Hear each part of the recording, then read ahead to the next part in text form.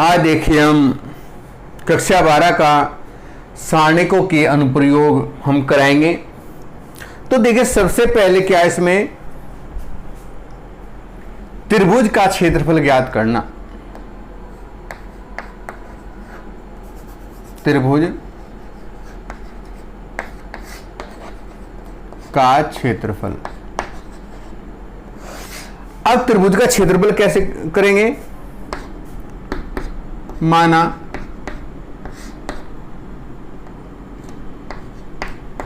त्रिभुज के शीर्ष के निर्देशांक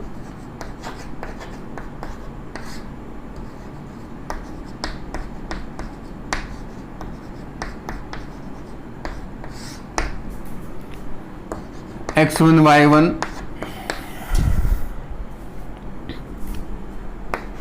x2 y2 और x3 y3 हैं। देखो यहां पर ये त्रिभुज के शीर्ष के निर्देशांक हैं, तो हमें त्रिभुज का क्षेत्रफल सारणी की सहायता से निकालना है। तो उसके लिए सूत्र होगा त्रिभुज का क्षेत्रफल बराबर 1/2। इसमें आपको क्या करना है कि x1 y1 x2 y2 और x3 y3 और तीसरे स्तंभ में आपका 1 1 1 आ जाएगा। अब यदि इसको हल करें तो हल भी आप कर सकते हैं। जीरो बनाने के लिए हम क्या करेंगे, R2 में प्रयोग करेंगे R2 माइनस R1 और R3 में R3 माइनस R1 का प्रयोग करेंगे। तो ये होगा आपका 1/2 x1 y1 और 1। यहां पर अगर हम घटाएं तो ये होगा x2 माइनस x1 और ये हो जाएगा y2 माइनस y1 और यहां पर आपका 0। ऐसे यहां पर x3 माइनस x1 और y3 माइनस y1 और ये 0। इसका हम प्रसार करें C3 के अनुसार। C3 के अनुसार प्रसार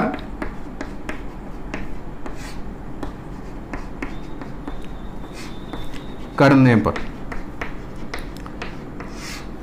प्रसार करेंगे तो ये इसकी गुणा इधर और इसकी गुणा इधर हो जाएगी, अर्थात ये हो जाएगा आपका सूत्र 1/2 x2 minus x1 y3 minus y1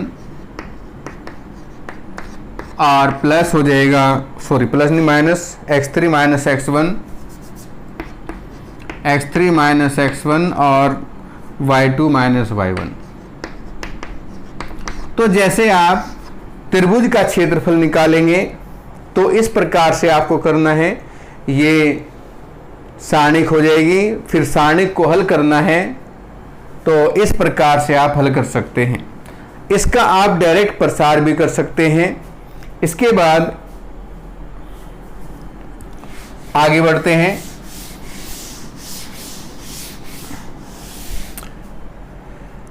यदि तीनों बिंदु संरेख हों,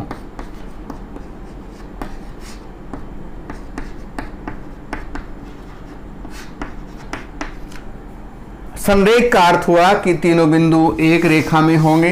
एक रेखा का अर्थ ये हुआ कि इनसे कोई भी त्रिभुज नहीं बनेगा और कोई त्रिभुज नहीं बनता है तो त्रिभुज का क्षेत्रफल शून्य होगा, यानी त्रिभुज का क्षेत्रफल इक्वल टू 0।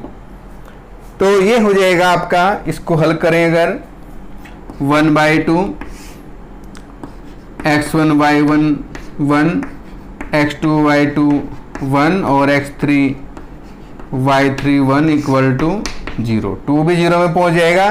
तो इसको भी आप इस प्रकार से हल कर सकते हैं। आगे बढ़ते हैं हम।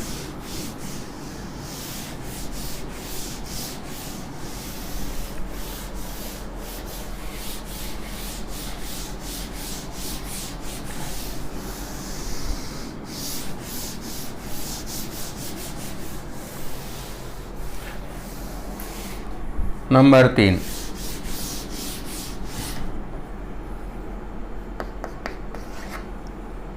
दो बिंदुओं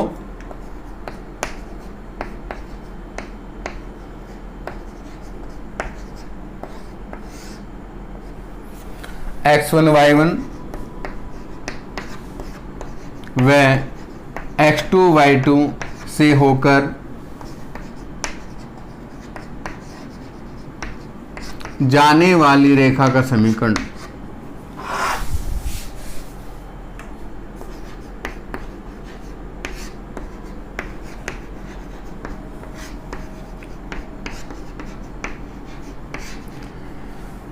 अब हमें ये करना है, इसमें समीकरण जो होगा x1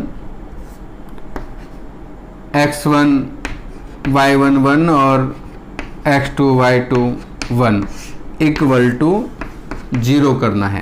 तो इसको करेंगे तो ये आपका दो बिंदुओं से होकर जाने वाली रेखा का समीकरण इससे प्राप्त हो जाएगा। अब आगे बढ़ते हैं।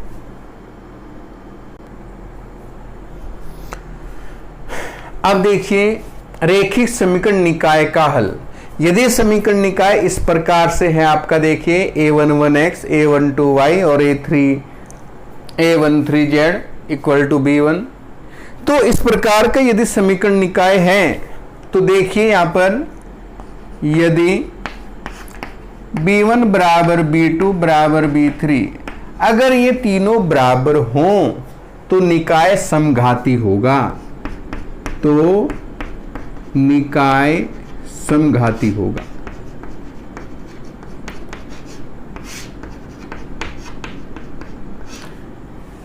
और यदि बराबर नहीं है, यदि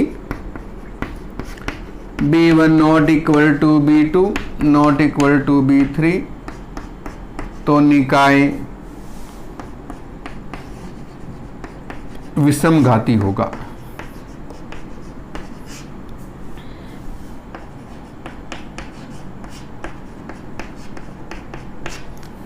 अब देखिए यहां पर जो हम हल करेंगे समीकरण निकाय को, वो सभी विषमघाती होंगे, उन्हीं को हम हल कर सकते हैं, समघाती को हम हल नहीं कर सकते।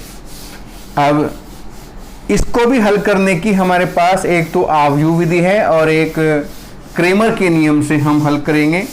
तो यहां पर आप देखो, पहले हम क्रेमर के नियम से समझा दें आपको।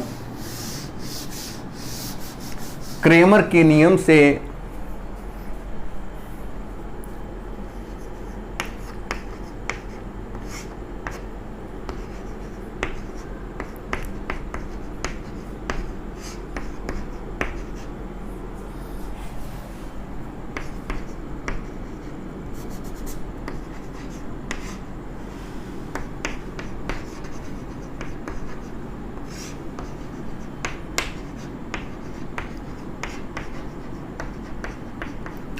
अब देखो क्रेमर के नियम से समीकरण निकाय को हल करना।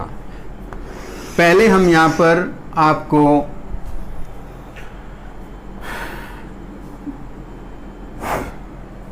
दो पदों वाले समीकरण निकाय, उसके बाद तीन पदों वाले करेंगे। a1x plus b1y equal to c1, a2x plus b2y equal to c2। देखो यहां पर हमने दो अवयव वाले समीकरण लिए हैं, तो इसमें देखो कैसे करना है। सबसे पहले तो हम डेल्टा का मान निकालेंगे। डेल्टा का मान कैसे होगा, इन दोनों के गुणांक उधर हटा दो, a1 b1 और a2 b2 होगा, डेल्टा 1। अब देखो डेल्टा 1 का मतलब पहले वाला स्तंभ जो है उसकी जगह हम बराबर वाले पद रखेंगे c1 c2, और दूसरी जगह जो कहते हो b1 b2। उसके बाद डेल्टा 2 का मतलब है दूसरे वाला स्तंभ, इसको गायब करो, इसकी जगह बराबर वाले पद रखने हैं a1 a2 और c1 c2। तो पहले तो हम इस प्रकार से समीकरणों को, ये हो जाएगा x बराबर डेल्टा 1 अपॉन डेल्टा और y बराबर हो जाएगा delta 2 upon delta.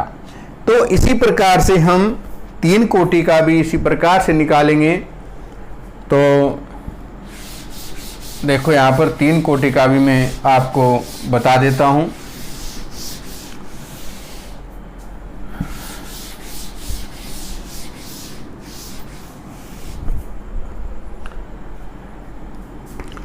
a1x b1y plus c1 z equal to d1, a2x plus b2y plus c2 z equal to d2, a3x plus b3y plus c3 z equal to d3। अब देखिए यहाँ पर delta का मान हम निकालें तो डेल्टा बराबर a1 b1 c1 a2 b2 c2 a3 b3 c3। Delta 1 की बात करते हैं तो देखिए यहाँ पर डेल्टा 1 इक्वल टू 1 का मतलब पहले वाला जो स्तंभ है उसको हटा दें, उसकी जगह बराबर वाले पद रखेंगे d1 d2 d3 b1 b2 b3 और c1 c2 c3। डेल्टा 2 की बात करें, 2 का मतलब है दूसरे वाला स्तंभ गायब करना है, a1 a2 a3 और यहाँ हो जाएगा d1 d2 d3 और c1 c2 c3। ये डेल्टा 2 हो गया है। और डेल्टा 3 की बात करें तो डेल्टा 3 बराबर 3 का मतलब तीसरे वाला जो स्तंभ है उसकी जगह बराबर के पद रखने हैं। ये होगा आपका a1 a2 a3 b1 b2 b3 और यहाँ हो जाएगा d1 d2 d3। हमें मान निकालना है x का, तो x बराबर डेल्टा 1 अपॉन डेल्टा, y की बात करें तो y बराबर डेल्टा 2 अपॉन डेल्टा और z की बात करें तो z बराबर डेल्टा 3 अपॉन डेल्टा। तो देखिए ये आपके x y z के मान इस प्रकार से निकाल सकते हैं और जो डेल्टा 1 और डेल्टा 2 डेल्टा 3 हैं सारणिक का प्रसार करके उनके मान आप निकाल लेंगे। बहुत ही सिंपल ये आपका क्वेश्चन है। इसमें से कई बार एग्जाम में क्वेश्चन आ जाता है, या तो क्रेमर के नियम पर आएगा या फिर आप दूसरी विधि है आव्यूह विधि, उससे समीकरण निकाय को हल करना। अब देखो उसको भी बता देता हूं मैं।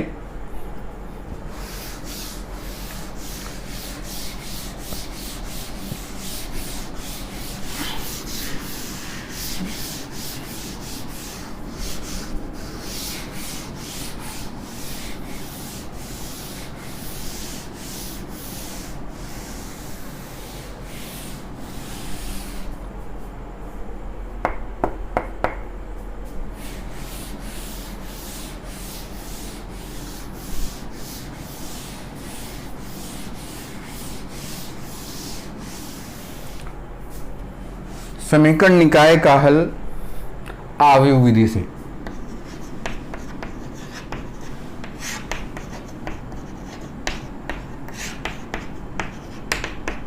अब देखो आव्यूह विधि से हम करेंगे तो सबसे पहले क्या करना है, ये समीकरण निकाय आपका a1x plus b1y plus c1 z equal to d1, a2x plus b2y plus c2 z equal to d2, a3x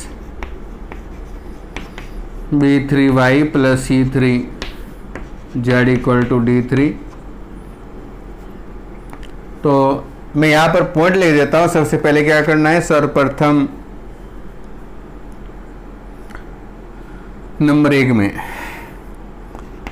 A1 B1 C1 A2 B2 C2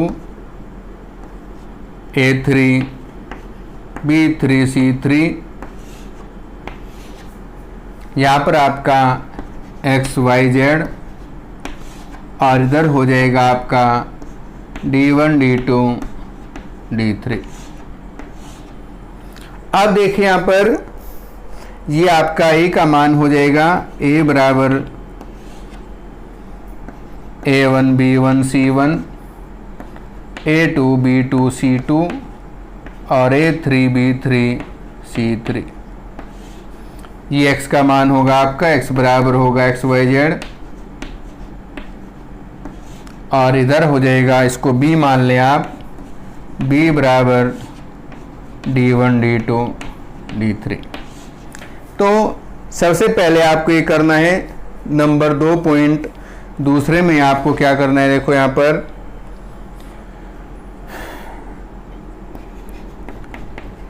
अवयव A का सारणिक मान निकालना है।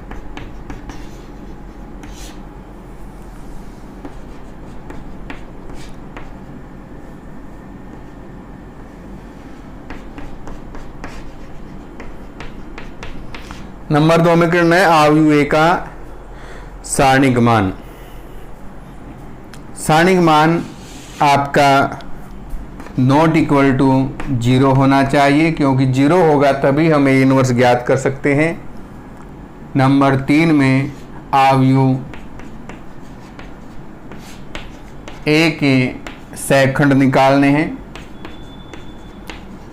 सहखंडों से बने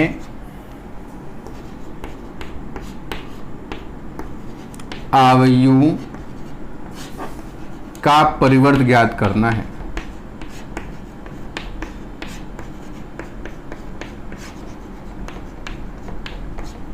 नंबर 4 में अवयव का परिवर्त भी हो जाएगा। उसके बाद आपको एडजॉइंट A एडजॉइंट तो हो ही गया, A इनवर्स निकालना है। A इनवर्स बराबर एडजॉइंट A अपॉन A का सारणिक मान। एडजॉइंट आ जाएगा, उसके बाद A इनवर्स हो गया। उसके बाद हमें क्या करना है, देखो पांचवा जो पॉइंट होगा x बराबर A इनवर्स B करना है। तो यहाँ पर जब ये x बराबर A इनवर्स B हो जाएगा तो इससे हम x y z के मान ज्ञात कर लेंगे, क्योंकि समान अवयव के संगत अवयव समान होते हैं। इस प्रकार से आपको करना है। एक बार मैं और रिपीट कर देता हूँ।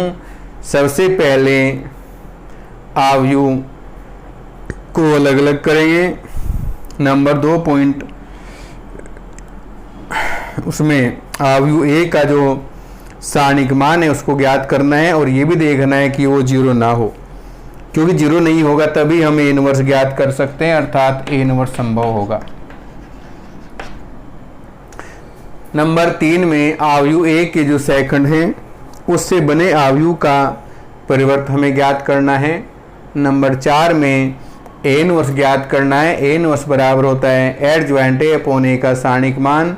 और नंबर 5 में x बराबर A इनवर्स B करना है। इससे हम x y z के मान ज्ञात कर लेंगे। अब देखो हम आगे बढ़ते हैं। अब देखिए एग्जाम्पल नंबर 6, बहुत ही सिंपल क्वेश्चन है। त्रिभुज का क्षेत्रफल ज्ञात करो जबकि त्रिभुज के शीर्ष दिए हुए हैं। तो त्रिभुज का क्षेत्रफल का सूत्र हमने लिखा था अभी, त्रिभुज का क्षेत्रफल बराबर 1/2 x1 y1। तो x1 का मान देखो यहाँ लिख देता हूँ मैं, ये आपका x1 y1 है, x2 y2 और x3 y3। तो यहाँ पर मान रख देंगे 2 3 1 -5 4 1 और 4 3 1। जो हमने सूत्र लिखाया था उसी के अकॉर्डिंग करना है, क्योंकि सूत्र है यहाँ पर त्रिभुज का क्षेत्रफल आपका 1/2 x1y1 एक, x2y2 एक और x3y3 एक। ये आपका त्रिभुज का क्षेत्रफल का सूत्र है। अब देखो यहाँ पर ये सूत्र हमने लगाया है, तो बहुत ही ध्यान से इसको बस प्रसार कर दें, जीरो बनाने की कोई आवश्यकता नहीं है। प्रसार कर देता हूँ मैं R1 के अनुसार प्रसार करने पर।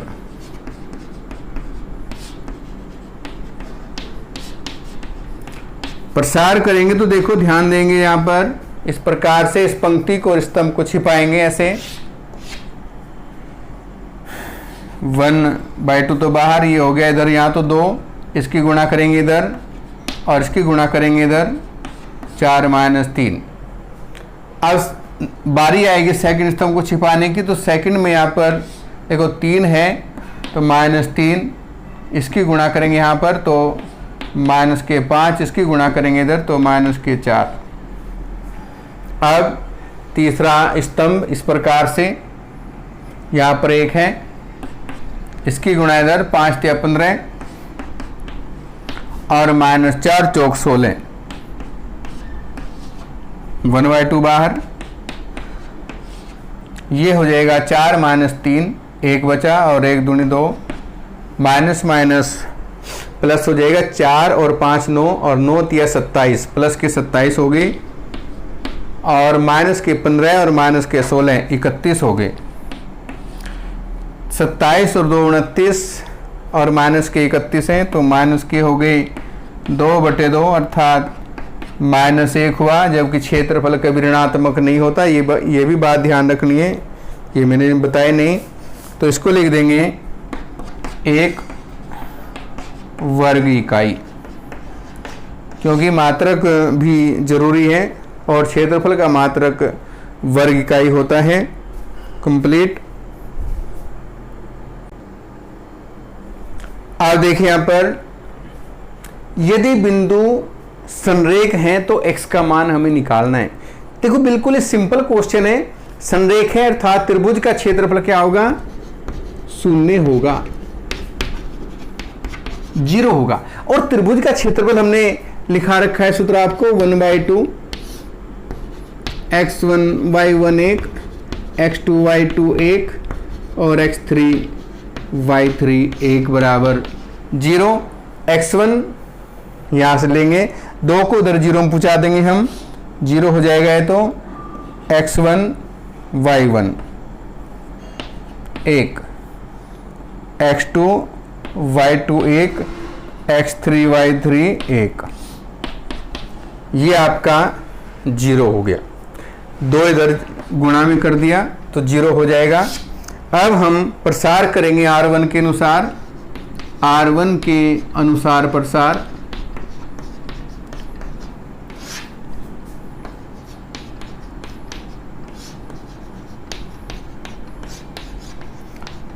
प्रसार करेंगे तो यहाँ पर ये पंक्ति ये स्तंभ, यहाँ पर गुणा में x, देखो ये x है, इसकी गुणा करेंगे यहाँ पर तो 2 -8, सेकंड स्तंभ को छिपाओ, ये 2 पहले माइनस है तो माइनस माइनस तो ये प्लस हो जाएगा, इसकी गुणा करेंगे यहाँ पर तो 5 - 8 और थर्ड यहाँ पर 1, इसकी गुणा करनी है 8 × 5 = 40 और माइनस के 8 दूनी 16 = 0। ये हो जाएगा 2 + के 8 माइनस के -6x प्लस के 5 माइनस के 8 है तो माइनस के 3 और 3 दूनी 6 हो गए, प्लस के 40 है माइनस के 16 हैं तो ये हो जाएगा आपका 24 = 0, -6x, 24 प्लस के 6 माइनस के हैं तो प्लस के 18, 18 को उधर ले जाओ, -6x बराबर माइनस के 18, x बराबर माइनस के 18 बटे -6, 6 × 18 तो x का मान 3 हो गया आपका। तो ये क्वेश्चन आपका कंप्लीट हो चुका है। अब देखिए नेक्स्ट हम कल आपको पढ़ाएंगे इससे आगे क्वेश्चन। कोई भी किसी बच्चे को प्रॉब्लम हो तो पूछ सकता है। हमारा जो चैनल है मेरिटो क्लासेज, उसको आप लाइक सब्सक्राइब और शेयर करें अधिक से अधिक। और मेरा जो मोबाइल नंबर है, अगर कोई प्रॉब्लम है तो बता सकते हैं 80 58 77 21 77। तो ये अपना मोबाइल नंबर है, इस पर व्हाट्सएप नंबर भी है ये मेरा। तो कोई प्रॉब्लम है तो आप बता दें, आपकी समस्या का समाधान होगा।